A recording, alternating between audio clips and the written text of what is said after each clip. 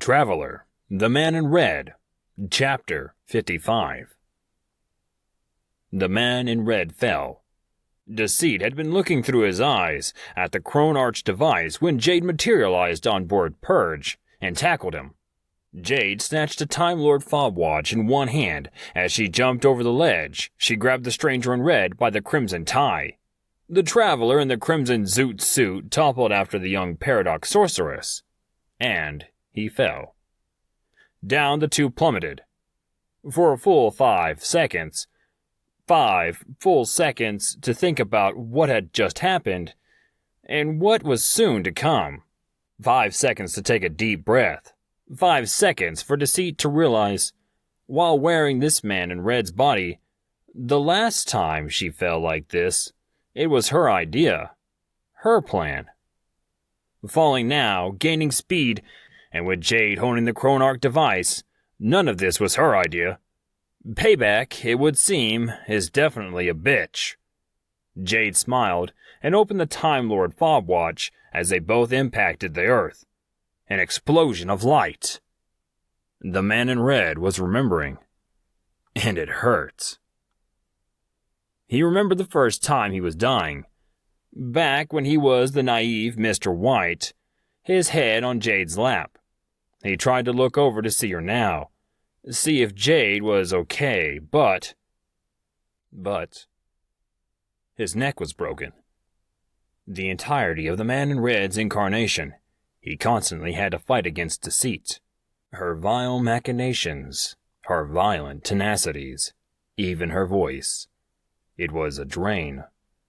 No Time Lord, not even an accidental one, was meant to house 2 entire CHRONARCH consciousness.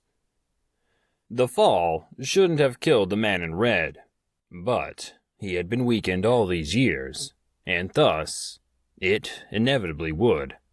Yet he could hear Jade breathing, which was good. With his peripheral vision, he could just almost make out her form laying next to him. She was pulsing energy. The man in red felt the absence of the renegade Time Lady's malice, which was also good, yet very strange.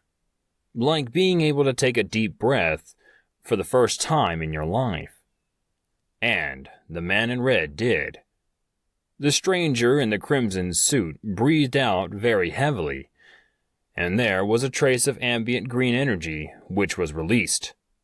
Finally freed from Deceit, the man in red knew it wouldn't be long now. The traveler in scarlet was scared. Then he heard mechanical angels, but knew it couldn't be Purge. He saw his red British phone booth hanging far, far above him, several stories up in the air. He felt a hand on his shoulder, and saw the violent stranger take off his purple derby. The man in red instantly tried to get up. "Don't hurt." "I'm not going to hurt Jade," the violent stranger said. "I'm here to save her." The broken Time Lord in the amaranth suit coughed up orange blood, then seemed to relax. "It's too soon. I wanted to. Not fair." The violent stranger squeezed his shoulder. "I know. I remember being you. I remember thinking, I had so much more to do. I had so many things I wanted to accomplish." Dying, the auburn-clad Time Lord sighed. "I'm not ready." Nodding, the violent stranger said, "I know. But keep in mind that stupid thing on your wrist was just a time watch. It's broken now. And you never needed it in the first place. You are the crimson arm of time. And you always will be. You, man in red, will always have a seat at the table. We'll see you later." With that, the violent stranger picked up the pulsing form of Jade, now merged with Deceit. She was both and neither. She was both Time Lord and human, and neither. She was something new, something different. As he stood in front of the large purple wardrobe, with jade deceit in his arms, the violent stranger gazed down at the man in red and admitted, "If it's any constellation, you aren't the only one on the way out, my friend." The man in red was able to maneuver his head slightly, and winked. Then the man in red snapped his fingers and pointed at the violent stranger. "Be you, later." The violent stranger's eyes began to glow silver.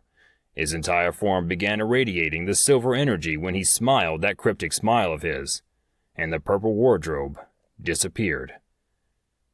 The man in red thought about his path through time, and took solace in the violent stranger's words. Always a seat at the table. The man in red knew that this wasn't truly the end. In all of space and time, there would be days to come, days when even his future selves may need some help from. The man in red opened his mouth. Emerald energy began pouring forth, and his eyes exploded in jade-colored light as he bellowed, "The Crimson Arm of Time!" Seemingly, from nothingness, from the void in between quantum realities and worlds, the man in red gripped onto the arm of Professor Green and drug him through into now. To be continued.